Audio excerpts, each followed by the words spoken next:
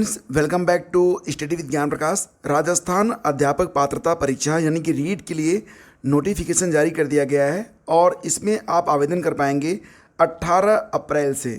तो इस वीडियो में हम रीट के बारे में तमाम पहलुओं पर डिस्कस करेंगे। नोटिफिकेशन पर बहुत ही विस्तार में चर्चा करेंगे। प्रत्येक बिंदु बिल्कुल क्रिस्टल क्लियर हो जाएगा, बशर्ते कि आप पूरा वीडियो ध्यान से देखें। देखिए फ्रेंड्स, लेवल 1 और लेवल 2 के लिए ये परीक्षा आयोजित की जाएगी और इसके लिए जो नोडल एजेंसी बनाई गई है वो माध्यमिक शिक्षा बोर्ड राजस्थान अजमेर को बनाया गया है। आप 18 अप्रैल से लेकर 18 मई तक आवेदन कर पाएंगे, लेकिन ध्यान दीजिएगा कि 18 अप्रैल से लेकर 13 मई तक ही आप फीस जमा कर पाएंगे। तो ये मान के चलिए कि 18 अप्रैल से 13 मई ही लास्ट डेट है, क्योंकि अगर आप 13 मई तक फीस जमा नहीं कर पाते हैं तो फिर आप आवेदन नहीं कर पाएंगे। आपके जो एडमिट कार्ड हैं ये 14 जुलाई से मिलने स्टार्ट हो जाएंगे। आपकी जो परीक्षा होगी रीट की, यह कब होगी फ्रेंड्स? तो ये 23 और 24 जुलाई को आयोजित की जाएगी 2022 में। और हो सकता है कि अगर संख्या बढ़े तो ये परीक्षा 25, 26 मतलब आगे भी जा सकती है। वैसे अभी तक जो डेट है वो 23 और 24 जुलाई है, ठीक है। और जो लोग परीक्षा में शामिल होंगे वो लोग जब टाइमिंग है, टाइमिंग से 2 घंटे पहले रिपोर्ट करें, क्योंकि तमाम जांच भी होनी है।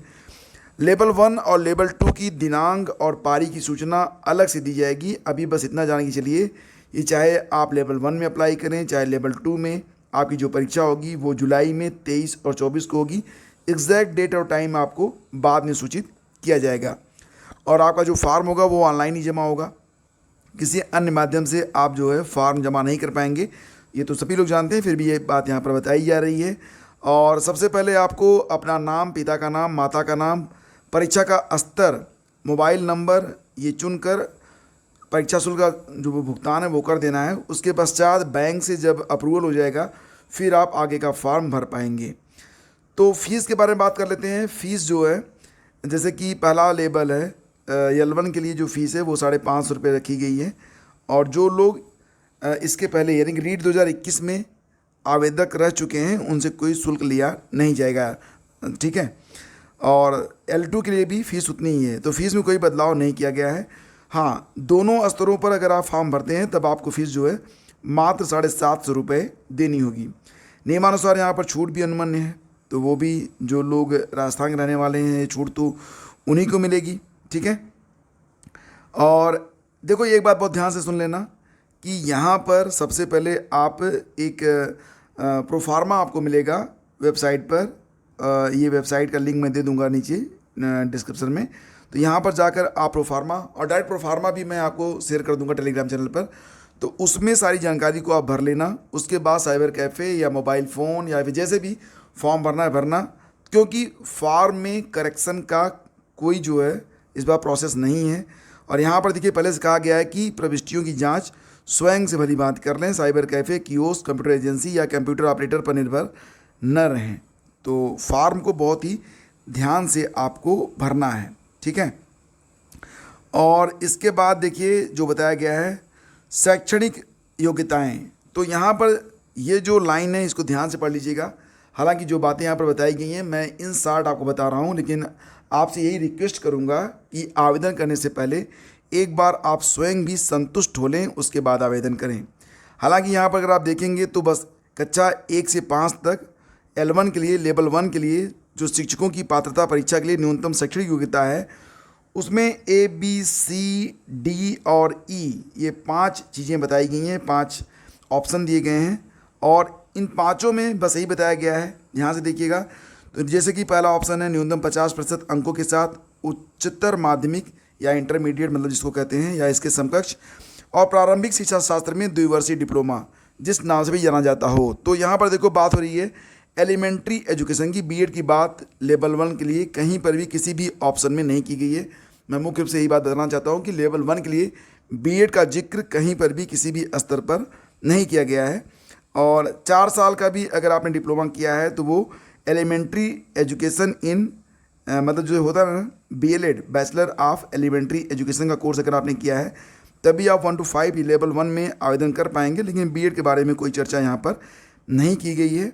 और अगर आपने स्नातक किया है तब आप अगर 2 year diploma in elementary education है, तब भी आप आवेदन कर पाएंगे। और देखिए यहाँ पर एक लाइन और भी है कि NIUS नोएडा उत्तर प्रदेश द्वारा सेवारत अप्रशिक्षित अध्यापकों को प्रदत्त DLED ODL पाठ्यक्रम को सामान्य DLED के समान कंसीडर करने के कारण जो उक्त योग्यताधारी अभ्यर्थी हैं वो रीट लेवल प्रथम परीक्षा में शामिल होने के लिए पात्र होंगे। द्वितीय स्तर कक्षा 6, 7, 8 के लिए जो लोग शिक्षक बनना चाहते हैं उन्हें जो है L2 की परीक्षा देनी होगी। समान रूप से अगर देखा जाए तो L2 में मतलब सभी लोग यहाँ पर कंसिडर किए जाएंगे। अगर आपने एलिमेंट्री एजुकेशन में किया हो, जैसे जिसको आप DLED कहते हैं यूपी में, और अगर आपने B.Ed किया है तो दोनों लोग 6 to 8 के लिए एलिजिबल यहाँ पर माने जा रहे हैं। तो मैं आपसे पुनः कहता हूँ कि आवेदन करने से पहले अगर आपको किसी भी बिंदु पर कोई भी कन्फ्यूजन हो रहा है तो आप पूरा नोटिफिकेशन ध्यान से पढ़ लें, उसके बाद आवेदन करें। कन्फ्यूजन होने की स्थिति में आप नीचे कमेंट कीजिएगा, उसका आंसर देने का मैं प्रयास करूँगा। और आप मुझे studyvidgyan@outlook.com पर ईमेल भी कर सकते हैं। तो कक्षा 6 से 8 के शिक्षकों की पात्रता परीक्षा के लिए जो न्यूनतम शैक्षणिक योग्यताएं हैं उसमें मुख्य रूप से बताया गया है कि जैसे ग्रेजुएशन है या फिर 2 साल का जो एलिमेंट्री एजुकेशन में डिप्लोमा है, अगर आपने किया है तो आप आवेदन कर पाएंगे। दूसरी स्थिति है कि ग्रेजुएशन में अगर 50% है और आपने B.Ed किया हुआ है, या अगर आपका ग्रेजुएशन में 50% नहीं है, आपने किया हुआ है PG और B.Ed आपने किया हुआ है, तब भी आप आवेदन कर पाएंगे। इसी प्रकार से अन्य बिंदुओं को भी आपको ध्यान से देख लेना चाहिए आवेदन से पहले। और यहाँ पर देखेंगे अगले बिंदु पर चलते हैं तो कुछ क्लेरिफिकेशन दिए गए हैं और फिर आपका जो परीक्षा का पाठ्यक्रम है वो दिया गया है। तो लेवल 1 के लिए कोई भी बदलाव नहीं हुआ है। 150 अंक की परीक्षा होगी, 2.5 घंटे का समय मिलेगा और इसमें कुल मिला के वही 5 खंड रहेंगे। पहला खंड बाल विकास और हिंदी शिक्षण के लिए, 2 भाषा आपको, जैसे कि एक हिंदी हो गई, दूसरी हिंदी के अतिरिक्त अंग्रेजी, संस्कृत, उर्दू, सिंधी, पंजाबी, गुजराती में से कोई एक, और फिर गणित और फिर पर्यावरण अध्ययन। तो कुल मिला के 150 प्रश्नों को आपको हल करना होगा। इसी प्रकार से यहाँ पर देखो लेवल 2 कक्षा 6, 7, 8 के लिए जो परीक्षा देंगे, दूसरा पेपर, अधिकतम 150 अंकों की परीक्षा होगी, 2.5 घंटे का समय मिलेगा और बस वही सिलेबस है जो अब तक रहा है। कुल मिला के 4 खंड आपको देखने होंगे, बाल विकास, शिक्षण विधियाँ, और 2 भाषा, वही जैसे कि आपने प्राइमरी के लिए चुना था उसी प्रकार से यहाँ पर भी। उसके बाद जो चौथा खंड होगा वो विज्ञान और गणित के जो शिक्षक हैं उनको 60 प्रश्न विज्ञान और गणित के सेक्शन से, जो लोग सोशल साइंस से हैं उन लोग को 60 प्रश्न सोशल साइंस के सेक्शन से जो है अडॉप्ट करना होगा, उसको हल करना होगा। तो ये बात यहाँ पर बताई गई है। परीक्षा प्रक्रिया और आयोजन के बारे में बताया जा रहा है कि 23 और 24 जुलाई को परीक्षा होगी। डिटेल्ड जो जानकारी है वो आपको अलग वीडियो के माध्यम से यहाँ पर दी जाएगी। पहली बारी की परीक्षा 10 से 12:30 बजे होगी। सेकेंड मीटिंग परीक्षा 3 बजे से लेकर 5:30 बजे के बीच में होगी, ठीक है। और आपका जो एडमिट कार्ड है वो आपको वेबसाइट के माध्यम से मिलेगा। पहले डाक से आता था, तो ये प्रक्रिया बहुत पहले समाप्त हो चुकी है। और बाकी की जो जानकारी है बहुत ही फॉर्मल है, तो इसको भी आप पढ़ना चाहें तो इसको आप पढ़ सकते हैं। अभ्यर्थी उत्तर देते समय OMR शीट की मूल प्रति और अभ्यर्थी प्रति को अलग अलग करने की कोशिश न करें। OMR शीट वीक्षक को सुपुर्द करना आवश्यक है। यदि परीक्षार्थी गलती से जानबूझकर OMR शीट की मूल प्रति अपने साथ ले जाता है तो उसकी परीक्षा निरस्त कर दी जाएगी, ठीक है। ये बात बताया गया है। और कुछ और भी जानकारियां हैं, जैसे कि यहाँ पर आपको जो है न्यूनतम उत्तीर्णांक प्रतिशत जो है वो 60% है। अगर आप TSP क्षेत्र से आते हैं, नॉन TSP से आते हैं, यानी कि अनुसूचित जनजाति क्षेत्र से, तो नॉन TSP में 55% और TSP में 36% पर ही आपको उत्तीर्ण कर दिया जाएगा। तो ये मतलब क्वालिफाई करने के लिए जो क्राइटेरिया है वो यहाँ पर दिया गया है। बेसिकली आपको ये समझिए कि वही है, 90 नंबर लेकर आपको आना है। रिजर्व कैटेगरी से हैं तो 82 नंबर लेकर आपको आना है। और अगर आप आते हैं TSP क्षेत्र से तो उसके लिए विशेष यहाँ पर छूट दी गई, उसको आप कंसिडर कर लीजिएगा। और अपना मोबाइल नंबर, अपना ईमेल आईडी दीजिएगा, उसमें गलती न होने पाए। और यहाँ पर जो अदर स्टेट के स्टूडेंट हैं वो भी अप्लाई कर सकते हैं। रीट में जो शिक्षक भर्ती होने जा रही है उसके लिए, राजस्थान में जो शिक्षक भर्ती होने जा रही है उसमें उसके लिए रीट को क्वालिफाई करना ज़रूरी है। तो अगर आप राजस्थान में होने वाली शिक्षक भर्ती में पार्टिसिपेट करना चाहते हैं तो इस परीक्षा में आपको पार्टिसिपेट करना होगा।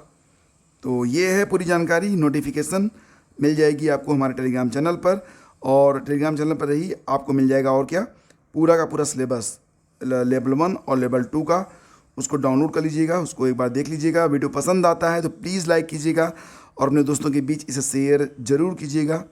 तो please support us. Thank you so much. Have a great day. जय हिंद।